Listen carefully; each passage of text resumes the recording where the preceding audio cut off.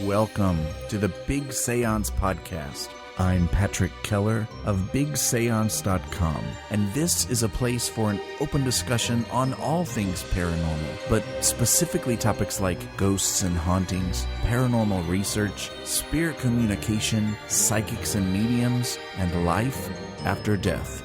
So basically, anything that pops up in my paranormal world. The candles are already lit, so you might as well come on in and join the seance. Hello, everyone.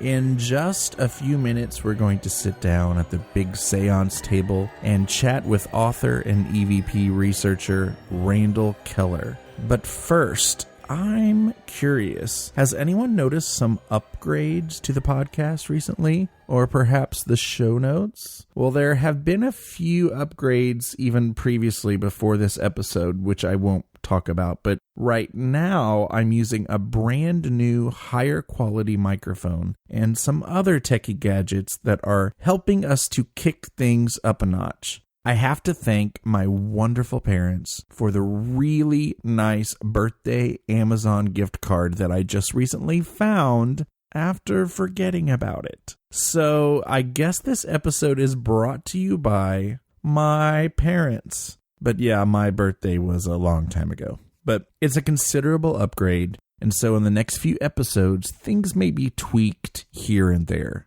Tonight's interview with Randall Keller was actually previously recorded before this new equipment, so you'll hear a difference in some sound quality this week.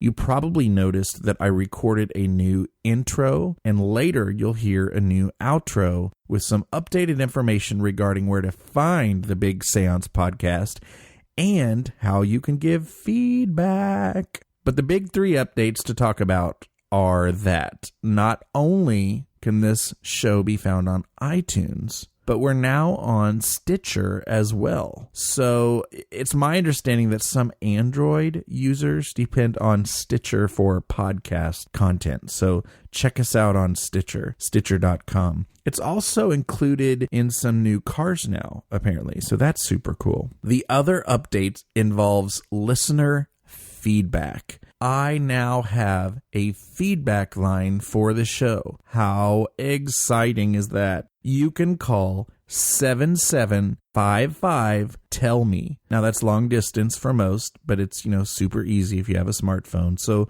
you'll just want to add your 1 in there. So it's 1-7755-TELL-ME or 775-583-5563.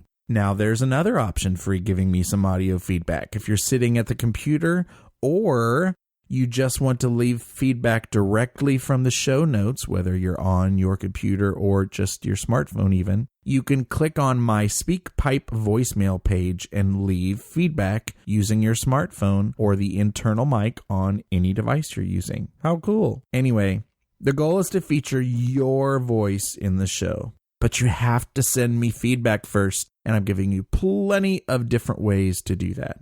So, I'll be reminding people about these updates off and on, and I think it's really going to help us kick up a notch here at Big Séance. Now, I'm excited to kick off today's interview with my friend, author, mentor, and EVP researcher, Randall Keller.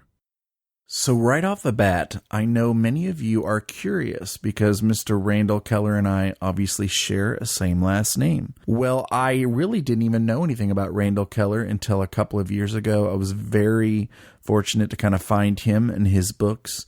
Randall's done some checking, and it seems that we may share the same tree, maybe like 11 branches down, a couple around the corner, through another cul-de-sac or something like that. I'm not sure, but I can tell you I've never physically met Randall. It would be nice to meet him one day soon, but I can tell you he's a big mentor to me, and he is a full-time EVP researcher. He is a paranormal investigator and the author of 2 books, Voices from Forever and There Is No Silence.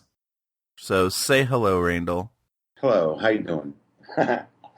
It is early in the morning for me in the summer, even though it's like 11 o'clock. This might as well be 6 o'clock in the morning, so I'm kind of just getting up and at it.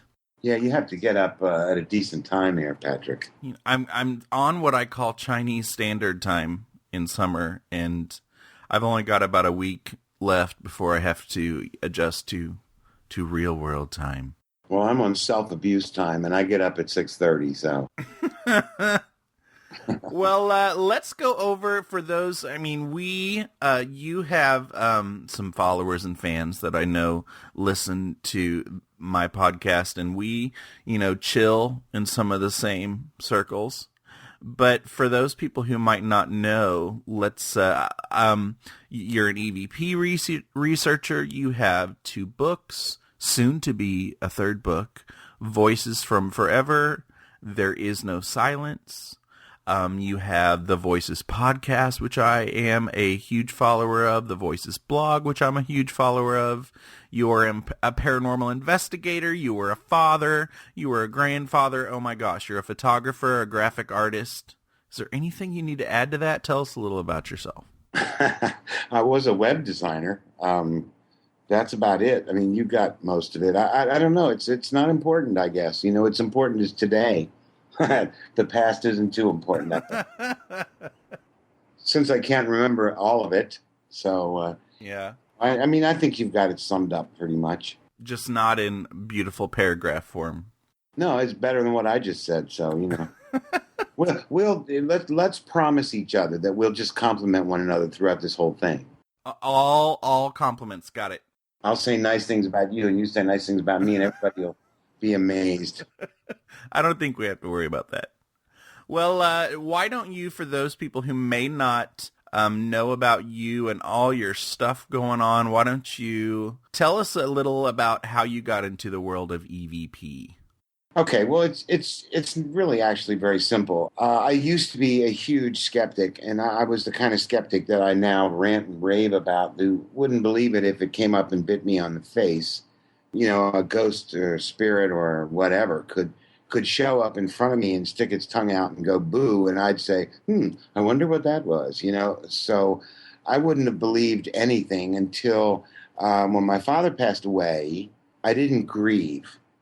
And a couple of years later, I found myself standing at the back door of my house, smoking a cigarette and crying like a baby because, I missed him. He was a good guy. We had a good relationship. It was my grieving come later. And as a result, I decided I would try to talk to him and see if I could record him. So I bought the digital recorder and I sat with it and didn't do anything for a while because it sort of scared me, to be honest with you. It was also the last time I was ever scared from this. Mm-hmm. And when I finally did record, I got some results, and I was kind of hooked. And that's how it started. But what made it continue was I kept getting better results and more frequently, and decided I must either be crazy or something really cool was happening. Tried to contact as many people in the field as I could, got totally ignored. So I assumed I was crazy. And eventually I changed that opinion and continued to pursue it my way without the benefit of other people telling me what to do or helping me learn what to do, and sort of stuck with my own point of view ever since.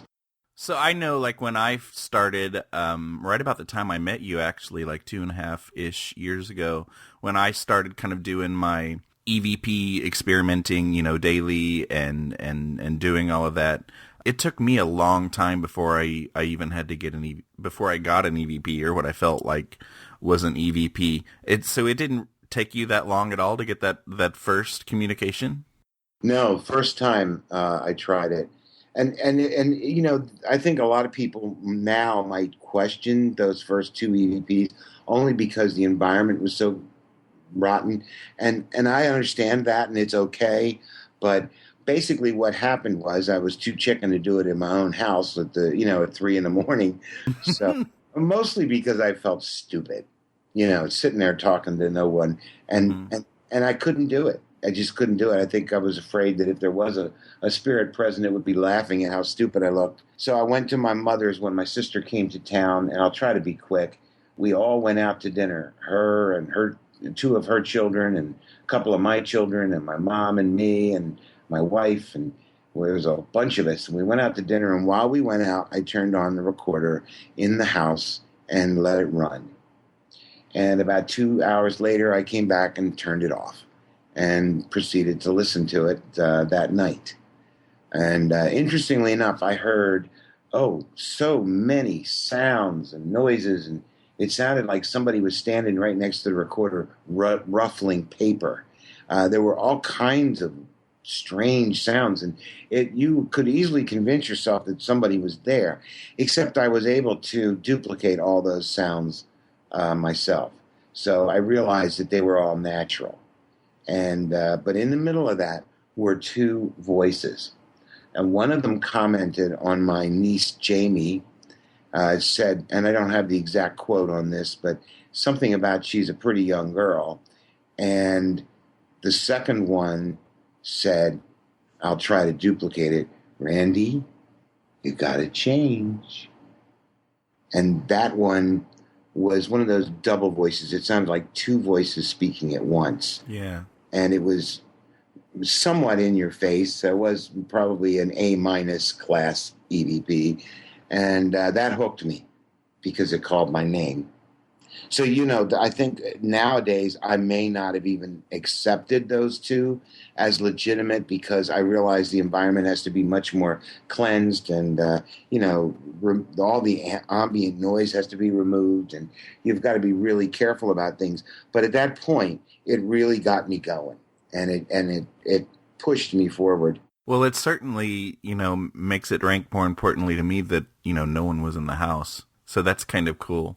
Yeah, I just don't feel that I did good enough to remove. In other words, it's entirely possible that one of us may have still been in the house or something. I get what you're saying. I don't think so, and I'm pretty sure not, but that was the first time, and I just don't trust those two. I did write about the one in the book because it was significant, and if I'd gotten no other results afterwards in other sessions, I probably would have ignored it and I wouldn't have written a book. But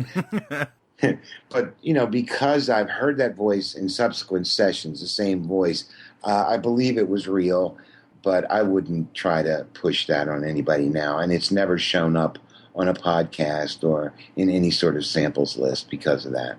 So I don't remember if I ever asked you this before, but what was your knowledge of EVP and kind of, the paranormal world in general before you jumped out and really started this journey? Almost nothing. I was familiar with some people. I was familiar a little bit with Hans Holzer. I knew, of course, who the Warrens were. I found the subject interesting. I had just started watching Ghost Hunters. In fact, the first Ghost Hunters I saw was the one where the chair was sliding in the attic of the lighthouse or something. Mm-hmm. And that hooked me. I loved the show, and my wife and I sat and watched as many of them as we could in that first day.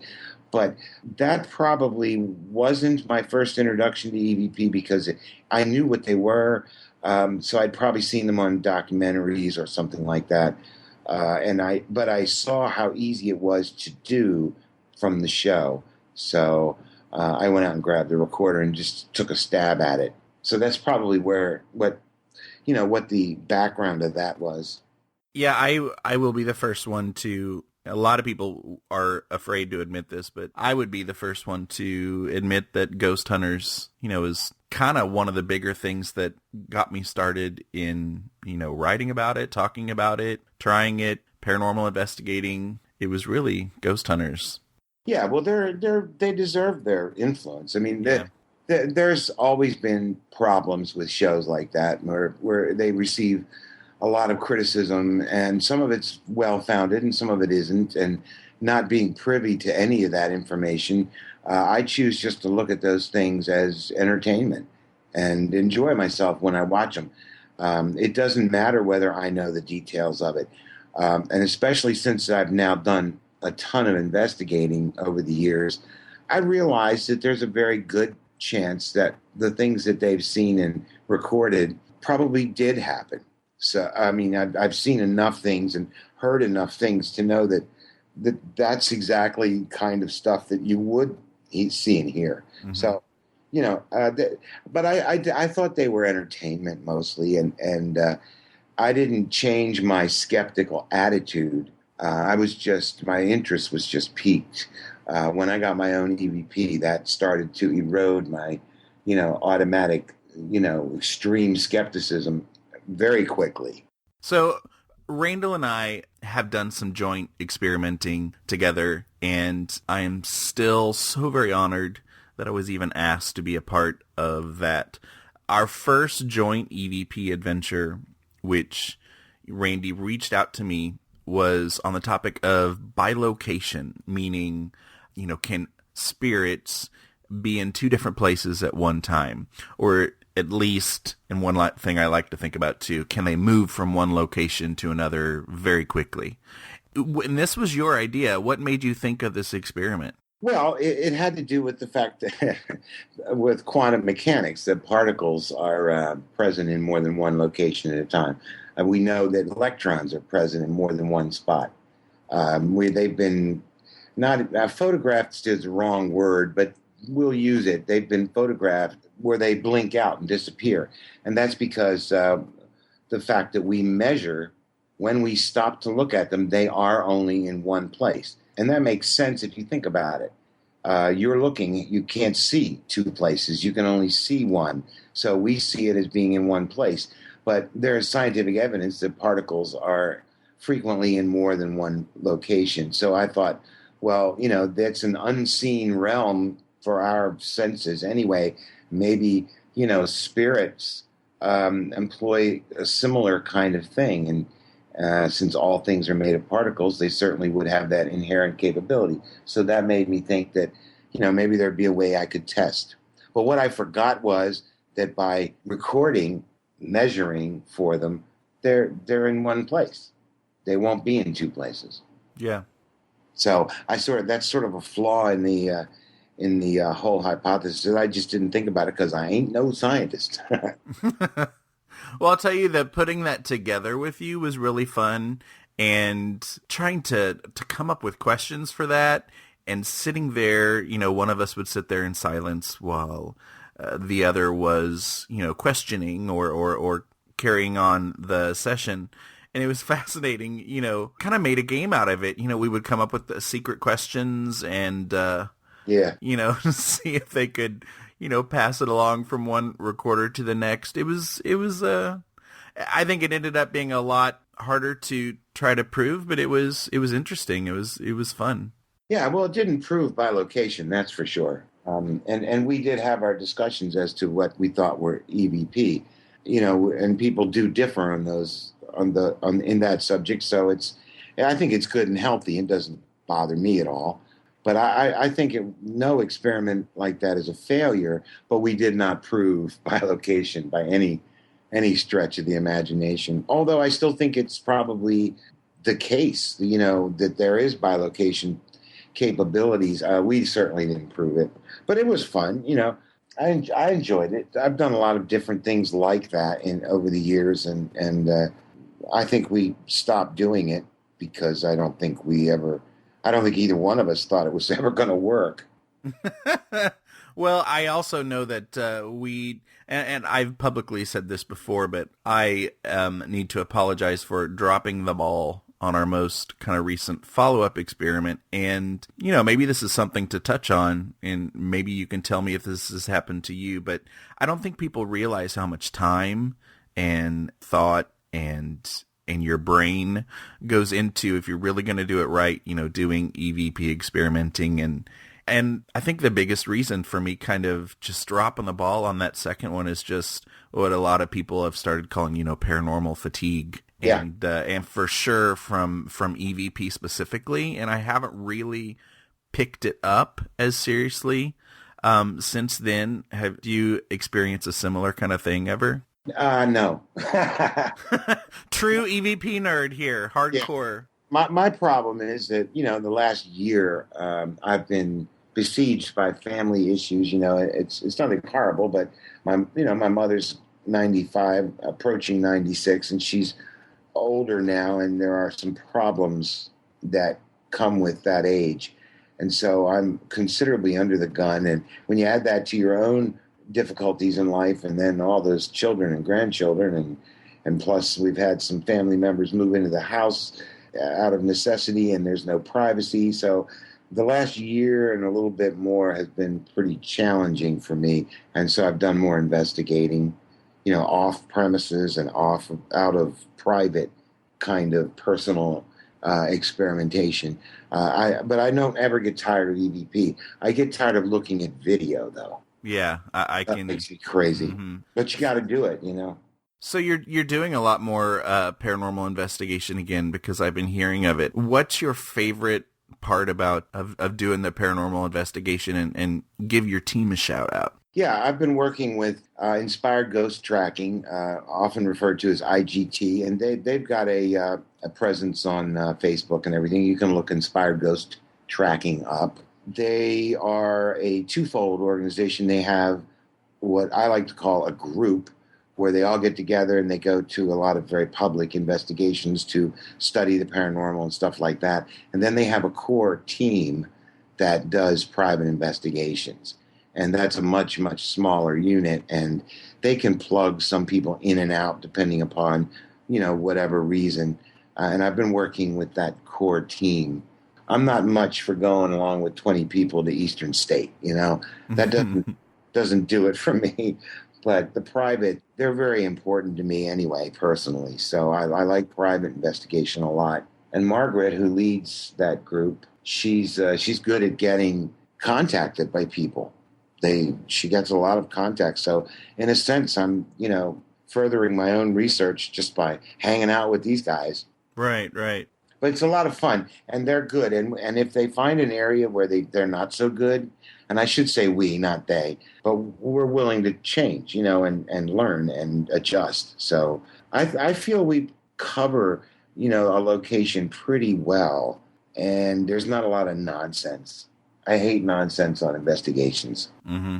So I am curious, how often do you have people maybe approach you, maybe family, maybe friends or neighbors, and say, can you help me reach out and try to get an EVP from, so-and-so or my loved one, or maybe something's going on in my house and they know that you're into EVP. Do you ever get approached to kind of yourself personally just go and do that kind of thing? Almost never. Most people who know I do that, and of course I don't hide it, right, think that there's probably something wrong with me, that I'm one of those. And they sometimes they'll be very polite and say, "Oh, tell me all about this. So you talked to any ghosts lately, dude?" It reminds me of, and I usually answer just as idiotically. It reminds me of when they asked Bob Dylan once, "How many protest singers are there, Bob?" And he said 43. As though there was an answer to that question. So, a spreadsheet with a list. Yeah, So when they ask me if, have I talked to any ghosts lately, I say something stupid, let them know that, I'm okay with them thinking that. I don't care. I'm too old and too, self-absorbed in this to care what people think. Well, I think we all certainly have our real world circles, and then, kind of friends in the paranormal world that make it a lot easier to talk about. Yeah. But you brought up, did they come to me? And that's a significant thing, because I won't go to other people. We had someone in our neighborhood who had some issues, and everyone was saying, you ought to go down and talk to Randy about it. And she wouldn't do that. And then, so they came to me and said, you need to talk to her. And I said, no, I can't. She's got to come to me, because I can't go up to people and say, listen, this is what I do. Let me investigate your house. I just can't do that. They have to want me to be there or want us to be there. Right. Or I don't bring it up. So, no, I'm not approached very often. Hardly ever, actually. Take us through, let's say you just, in your home or in your mom's home, you just recorded an EVP session. kind of take us through exactly what the process is? And this is one of the first, questions that I reached out and asked you when I was getting to know you. But for those people, take us through what an EVP researcher will do when you're analyzing or doing analysis for EVP. Well, it's not difficult. It's not complicated. First thing is I try to make sure that everything is clean, that there's as little outside going on as possible. And if there is, I know what it is. My podcasts and traditionally have the sound of the train going by my house. I know what that train sounds like, so it won't interfere, but I need to know the environment, and I need to be, if there are any possible influences that could come in and mess up any authenticity that I have, I will write them down. I'll say, a cat ran across the backyard and screamed, right. Or a fox came up, or, the neighbor screamed at the top of his lungs. I write that stuff down so that I know if that comes out on the recording, what it is. Then, shut up. Does a fox really come up to you when you're doing EVP sessions? Well, we have a fox, yeah. Wow. Comes up alongside the house, and they make this horrific banshee-like sound. And, we didn't know what it was at first, but it's a fox. And I don't know who they're talking to or what they're doing, but it's not it's not pleasant. So, you have to know that, because there are people in the paranormal who would hear the fox and swear that it was a spirit straight from hell come to get them. Right. It's just a fox. But, so I write as much down. But then, after the recording is done, and I usually, if I'm going to do a long session, I'll break it into 5 to 10 minute bunches rather than one constant. Mm-hmm. If I'm at home, I'll listen to the first one. If I hear results, then I'll go and talk based on that results, try to further the conversation. And then, but the analysis is simply to load it into usually Audacity. I tried the more expensive applications, and don't like them. They give you too much that you can play with. Audacity's fairly bare-boned, and a lot of the stuff on there, I don't really know how to fiddle with anyway, so I don't want to adjust the EVP too much. And unless I know what it is, and then I'm trying to define it. And when I store it, I almost always store it in my archives as the original, without a cleaned up version.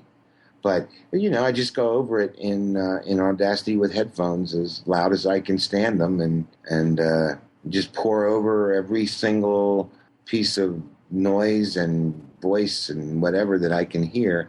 And that's it. It's not real complicated. Now I pull clips out, save them, and that's it.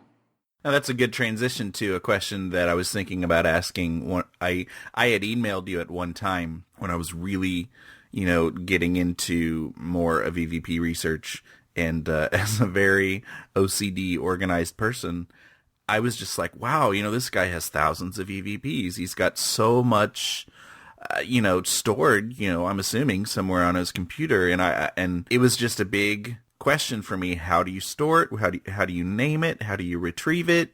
What are the different versions that you might have? I mean, I know it's complicated to talk about, but tell us how you go about naming them and staying organized with so many EVP that you have.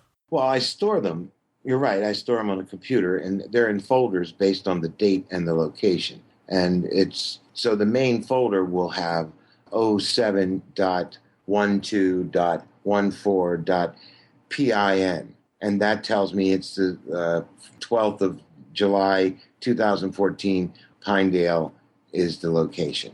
So I can look there. And when I open it up, the EVP that are inside will have my own personal class designation. So it'll be A, B, C, D, N, or E, because that's the designations I use. Then it'll have a dash. It'll have the date. And, well, basically, when I look at the file name on the computer, I can see the date it was shot, the date it was recorded, where on the original recording it was, what the name of the original recording is, what the EVP says, which recorder was used to record it, I guess that's about it. I used to keep the time it was recorded, the actual time, but I stopped doing that. I learned what I wanted to learn from that, and I stopped doing it because the file names got too long. But I can look at any EVP and tell you all that information just by looking at it. Do you also copy your favorites to a certain location so you can easily find your favorites? No. No? No, they're all in where they are. Man, your brain is just good. No, it's just there's too many of them. Yeah. And that's why when I do like my favorite EVPs and things, I can go to them. I do have them in an iTunes like database. It's called Songbird, and I wanted it completely separate from iTunes because I use Macs, and sometimes an EVP shows up in iTunes inadvertently, and then I got to go throw it away. But this application, Songbird, will list everything that's in my EVP libraries, and it sorts them by however I want them sorted. So if I want to look for EVPs that come from my personal home, I can sort it on the location, and they'll show up. If I want to go to, that's cool. And I can do it by class too. All the A class, all the B class, all the N's. I can go find them that way. And then when I click on that line, it shows me where the folder is and what the folder name is, and then I just go find it. And also play a sample of it. Yeah, I'm struggling with iTunes right now with, I like you said, I sometimes have EVP that will pop up there, and then, also my podcasts, get lumped in with everything else, and I'm struggling with kind of keeping everything organized on there. And, when you have year after year, you collect, different music and stuff like that, it's like, man, how can I organize this iTunes? Yeah, so I stopped using iTunes and gave it a separate thing completely. And it's out there for anybody who's interested. Songbird. It's not as fabulous as iTunes, but it suffices. I mean, after all, it's only EVP. It's not like it's the Beatles. Is it a free download? Yeah, it was. Okay, cool. I might have to check that out. I want to know, and I kind of know maybe the answer to this question already, but for our listeners, what are your thoughts about, the increasingly popular tools in spirit communication, like Ovilus and Spirit Box and probably some new techier ones that I'm not even aware of anymore? What are your thoughts on using some of those things? Yeah, of course, going in, I would want to say that I don't want to tell anybody what to use and what not to use, and I don't want to say, you're foolish for using things, because that sort of crazy limiting one another is part of what's wrong with the paranormal field in the first place. We all expect each other to dance to the exact same drummer that we hear, and that's not going to work, in my opinion. But I will say that for me personally, I don't have any confidence in an Ovilus. You're never going to convince me, I'm sure, that the Ovilus is doing what we say it's doing. I think it was a device aptly marketed that made lots of money, and I don't believe it's impossible for a spirit to manipulate an Ovilus. I just don't think they would. There are better ways. They can speak to us in EVP, in sentences or phrases. They can communicate much better than trying to sort through the dictionary, no matter how intense it is, of an Ovilus. It just doesn't make sense to me. Spirit boxes are similar to that for me, only because in order for me to accept the voice on a spirit box, I've got to see it on a computer, and it has to span several radio jumps, right? Frequency jumps, and it has to be consistent, meaning that it's the voice itself isn't broken up into separate voices. Like you might have 5 different radio frequencies, and the sounds or words or letters that they put out form a phrase. I'm not buying that one. It has to span an entire series in a consistent voice. And I'll buy that. But that's been rare in my experience. And I know there are people out there who know what they're doing with this and who get much better results. So I don't want to thumb my nose at it. It's just that I don't have the skills apparently for that. I like things like REM pods and I like them because whether they really work or not, it focuses you, and it causes you to think about, the possibility that there might be a spirit present. And I think that's half the battle with spirit communication anyway, to accept the fact that they are there. And, as matter of factly as you would accept the fact that your team member is standing right next to you, that recognition between us and them, I think, is key. And so anything that focuses your attention on that, I like full spectrum things. I especially liked one of your blog offerings about the potential of IR light blinding spirits. We don't know whether it does or not, but it's certainly something to consider. And so I think there should be as many different ways of photographing as possible, full spectrum without lighting, the IR lights, and regular video cameras. And I've had results on all three. So to run all three is a good way to go. But, I'm not convinced that EMF means anything except that there are electromagnetic fields in the area. I'm just not convinced of that. And I did experiments on that, and they came up rather negative. So, other than that, I don't really want to tell somebody they can't do it. I've seen people try to do the flashlight thing. I don't buy it. I just don't buy it. Yeah, we're in kind of this time period in history where, kind of like almost a new, spiritualism movement, except not. There's a lot of toys out there and a lot of cool things getting started, and I think we just have a lot of things in the pot, And but I do, like you said, I think it's really, really important to try those things. I think maybe we need to kind of reel it back a little bit.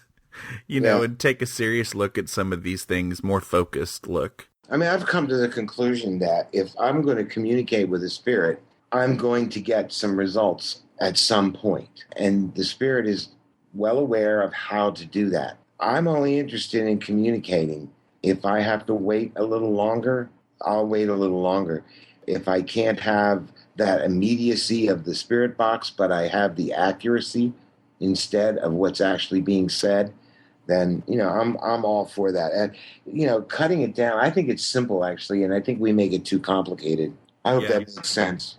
No, yeah, I also know that Thomas Buttowski, in one of my recent guests, we had a discussion about, do you want to know all the answers, about the paranormal?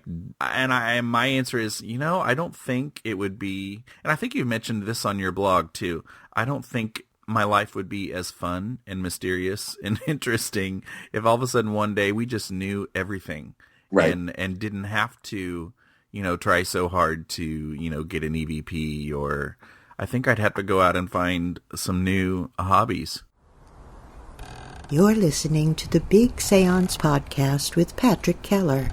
Look for us on iTunes and be sure to check out bigseance.com for more discussion. Oh, look. We've got listener feedback. I am so excited to have the excuse the last several weeks to have a listener feedback section of the show. Last week, I was so excited to have my first 2 ratings and reviews on iTunes. I'm still excited about that. And this week, I have 2 more. So I wanted to thank those people and share those with you really quickly.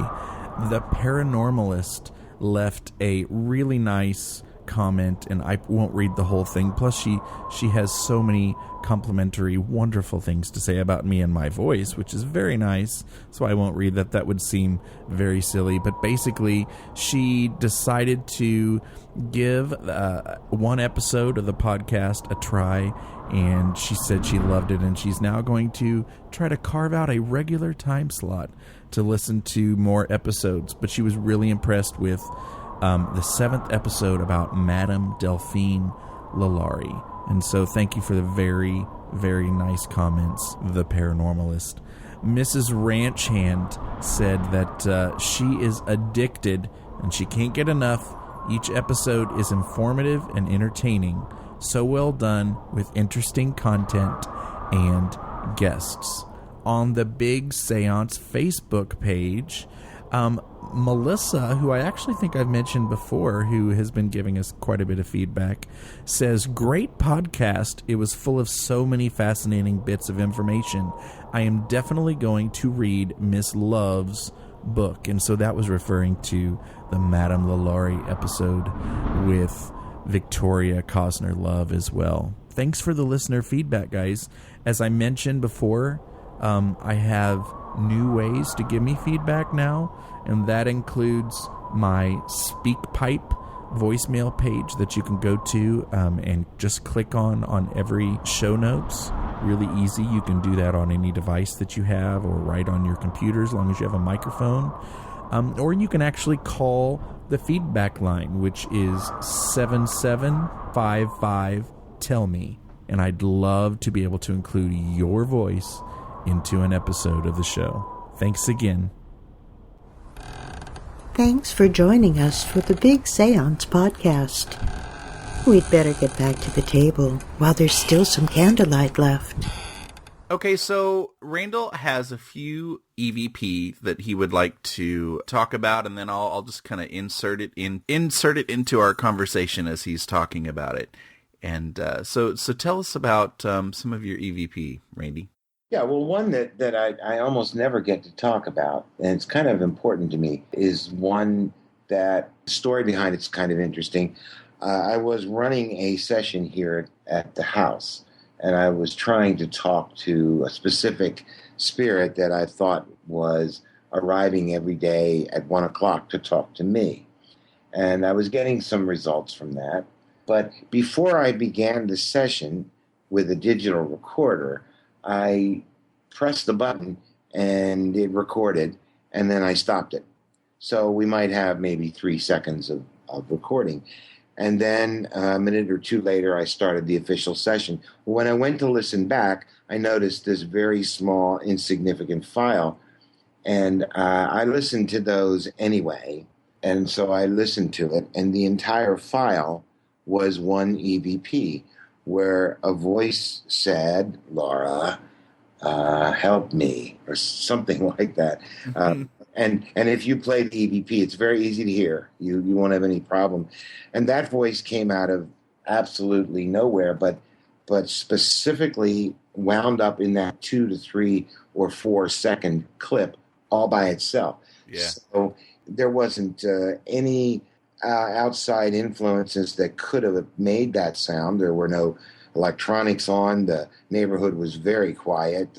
I didn't make the noise. I didn't say the words. But there's no Laura here.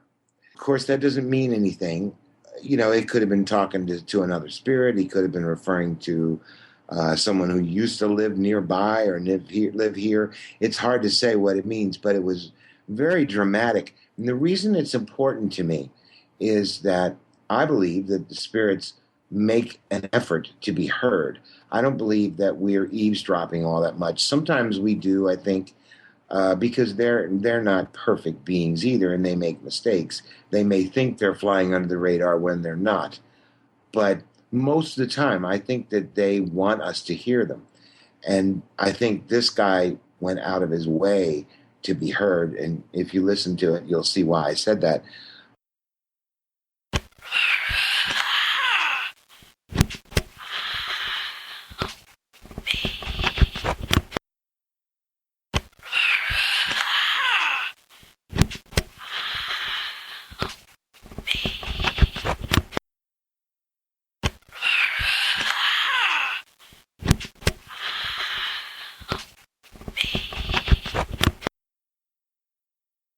Also, it's significant because I think people ignore vast resources when they don't listen to absolutely everything. Mm-hmm. You know, I pour over every ounce of video from my camcorder because it has a recording device for audio as well. You know, you've just got to go over every single piece of available audio file. And I think that, you know, some of the best stuff is frequently passed over. So that's why it's important to me. Yeah. And if you play that, I think it's a rather compelling EVP. I mean, so often people will ask, "Whoa, play the spooky one for me." Tell me what the spooky one is. Because there's so many people who are thrill seeking in this field. They want to be scared. I don't want to be scared. I don't get scared either too frequently. I mean, it's pretty rare, but and certainly EVP don't scare me, but people want to hear the scary ones. So it's hard for me to figure out what those are. But and I know that could take us to Soaked in Vomit, which I know exactly you talk about. Yeah, that one freaked me out more than most.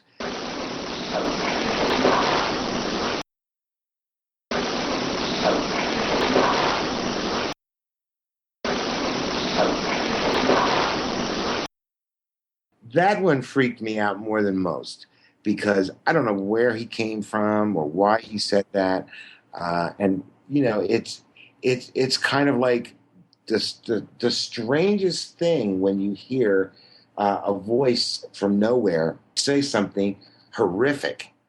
They could say "I love you" and you'd be fine with it, but as soon as they say something nasty, you're not fine with it. Yeah, I mean, I think if you want to play Soaked in Vomit, I mean, it just has a nasty sound to it, and that really bothered me because, he could have just said "F you," or go to hell or, something, but no, he had to say "Soaked in Vomit," It's like a creative voice. Yeah, and I didn't like that.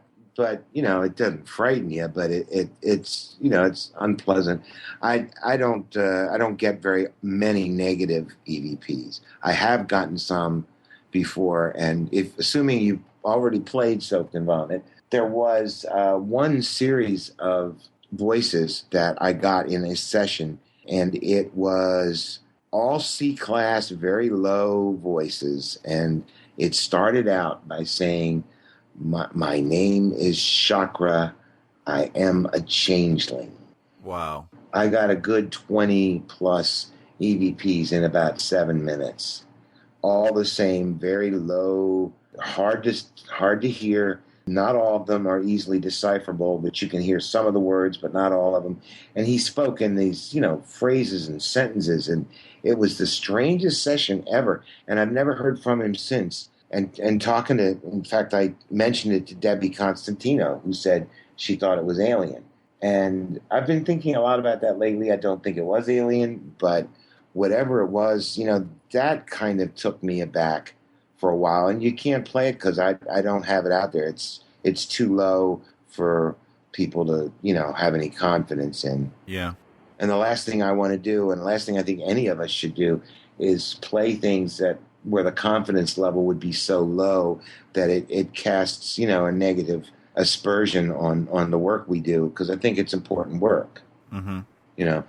But yeah, I think that, the cursors and the nasty people are I get very few of those. There was another one that you can play where the voice said, "You're something else." And I was in the basement of my mother's house, and I was all alone. I was cleaning the basement. It's a finished basement for Christmas. She doesn't do things like that anymore. And so I was down there doing it, and she was gone. I think she was still driving then and went to the store or whatever. And so I did EVP sessions, and I was talking about the fact that maybe there were so many spirits coming to my recording devices that maybe she was getting ready to die. And they were all kind of, gathering, waiting to help her out, or some stupid, blunt thing that I said. And I asked, "Is that why you're here?" And the voice came back, and it's loud. It said, "You're something else," which tickled me greatly. Come around a lot when it's towards the end. You're someone else.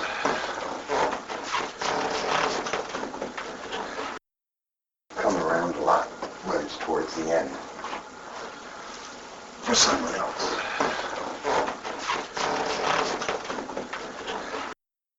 Come around a lot when it's towards the end. You're someone else.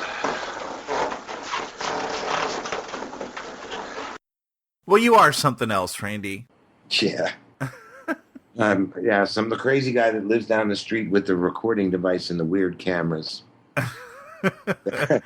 Do you still have the page? You have like a page of like 100 EVP samples or something like that, like linked on one of your. I know at one time you did. Do you still have something like that? Yeah, no, I don't. That was okay.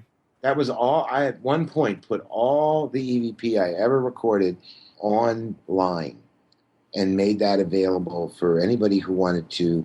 I could not keep up with it because once I started doing it full time, it was I was getting more results and it was harder and harder to keep up there. And I took it down partly because I just didn't need the occasional critic. Mm-hmm. Point wasn't and still isn't how many times can you prove me wrong. You can prove me wrong anytime you want. I know that's possible. I don't want to waste my time with it. If you don't believe it, fine, don't listen. If you do believe in what I present, then that's fine too, But don't call me up and tell me, that I'm a fake or that I'm a charlatan or, And I was getting too many emails like that. People say, "Oh, this isn't real. You're just making it up." And I just got tired of it. Mm-hmm. And I still get that to a certain extent. But now it's a select audience more than it was then. So I don't believe we've talked about your books enough. I think you should tell us about your books. Maybe give us you had a podcast recently where you gave us a cool sneak peek of your third book. So tell us about the upcoming book too, and then any of your information you need to throw out there, and I'll put that on the show notes. Well, the books are probably, next to the Bible could possibly be. Now, in all seriousness, they're not that good. I love selling books because I feel like Anthony Sullivan on TV selling OxyClean. They're available on Amazon. They are excellent books. Sell your books. And the check is in the mail, right, Patrick? I'll pay you, I swear. The Voices from Forever was basically, my trip through the paranormal by way of EVP. This is how I got initiated into it. I try to tell the early experiences as I was searching to hear from my father. I don't believe I ever did, but I think I probably did, but I can't prove it, and I don't feel comfortable claiming it. So, but that's what that book is about, and it was very emotional for me. The second one, There's No Silence, was a little bit more about why I believe the things I believe concerning the paranormal and EVP's place in the paranormal. The third one, which is tentatively called Listening, I've been unable to get it progressed much beyond halfway, and that's due to all the personal things that are going on. But my intention is with that book to lay it on the line as to exactly what I think is going on and why I think we're stupid. We do some stupid things in the field, and there are a lot of people who follow it for no reason, without thinking. And I think that is probably a lot of what I want to say in the third book, and that may mean that sales are automatically down before it's even finished. But I mean, people will buy it so they can see if they're being talked about in it. That's good. And I'm sure most of what's in there I'll be talking about myself, but I definitely want to kick a little butt, and I want to wrap it up because that's going to be the end of the EVP books. I'm not lately, and this may not be of importance to you or your listeners, but I'm beginning to question what value this research has to the greater good. And I'm beginning to think that the good, solid research that people do is often overshadowed by the complete and utter nonsense. Yeah. And that complete and utter nonsense is so cacophonous, it's so over the top that people who are serious and do good work, and I'm not just trying to lump myself into that, but there are a lot of people out there, pretty much get ignored and covered up. And I think that's a shame. And I think that's, some of what will be in the book, what I believe and what I'm convinced of and why I think I'm right. And I think I'll drop it at that point, Yeah. Well, I definitely want people to check out the Voices podcast and the Voices blog and the Facebook group too, because you'll see me kind of hanging out there. And it's interesting stuff. I can tell you that you have been a great mentor for me, and you've been there and kind of been an influence in me kind of doing a lot of, this paranormal stuff and EVP and I met you when I just started the blog. And so you've been a big influence in my life. And I kind of think that you are going to move right up there in, the ranks with Sarah Estep, I think, who is, kind of got it all started in the U.S. here. So I want to thank you for being that mentor that I needed. Well, I appreciate your words, but I have to say something, and I have to throw a wet blanket on one thing. I don't think of doing this, to be considered up there with Sarah or anybody else. I just want a point of view that I have and that I believe in to be exposed to others, and and others can make of it whatever they want. That's okay. I wouldn't compare myself to anybody except me. And, there's great researchers in this field in the past who deserve the credit. I just think, when I'm gone for 25 years, then we can talk about it. And if you're still around, you can record and I'll come and tell you. Please do.